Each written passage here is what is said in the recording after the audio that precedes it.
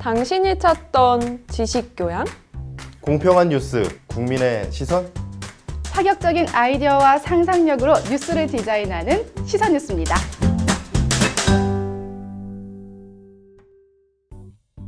원룸을 계약하고 자취를 시작한 민정. 하지만 개인적인 사정이 생겨 더 이상 자취를 할 수 없게 되어 방을 어떻게 해야 할지 고민입니다. 때마침 같은 과 친구가 통하기 힘들어 자취할 원룸을 찾는다는 이야기를 들은 민정은 친구에게 자신에게 월세를 주고 자신의 집에서 살라고 이야기했죠. 친구는 이에 응했고 민정이 집을 나가자 민정의 원룸에 들어가 자취를 시작했습니다. 그러던 어느 날 이러한 사실을 안 집주인이 계약 위반이라며 친구에게 집을 나가라고 했습니다. 이런 경우 친구는 집을 나가야 할까요?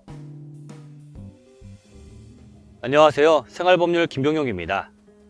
통학이나 출퇴근이 먼 경우 주변에 자취방을 구하는 사람들이 적지 않습니다. 하지만 개인의 피치 못할 사정으로 인해 더 이상 자취를 할 수 없는 경우가 생길 수도 있는데요. 이럴 때 계약 기간을 남기고 방을 빼기가 곤란해 친구가 대신 월세를 내며 살기도 합니다. 하지만 자취방에 계약자가 아닌 다른 사람이 살게 되면 위사례와 같은 일이 발생할 수도 있습니다. 과연 위사례 속 친구는 집을 나가야 할까요? 일단 결론을 먼저 말씀을 드리면 친구는 집을 나가야 합니다. 위 사안에서는 우리나라 민법상 말하는 전대차에 해당을 하는데요. 그 민법 제629조에서는 임차권의 양도와 전대의 제한을 규율하고 있습니다. 그래서 제1항에서는 임차인은 임대인의 동의 없이 그 권리를 양도하거나 임차물을 전대할 수 없습니다. 또한 제2항에서 임차인이 만약에 그러한 규정을 위반한 때에는 임대인은 계약을 해줄 수 있다고 규정하고 있습니다.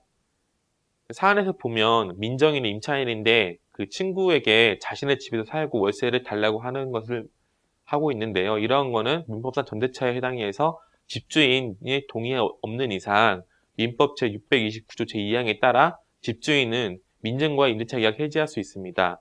또한 친구에 대해서는 소유권에 기하여 건물 인도를 청구할 수 있을 것으로 보입니다. 민정의 친구가 민정의 집에서 살기 위해선 집주인의 동의를 구해야 합니다. 그렇지 않으면 집에서 나가야 하기 때문이죠. 따라서 피치 못할 사정으로 계약한 자취방을 나가야 하거나 친구가 대신 살게 될 경우 집주인과 미리 상의하여 동의를 구해서 이러한 일이 발생하지 않도록 유의하시길 바랍니다. 그럼 저는 다음 시간에 찾아뵙겠습니다.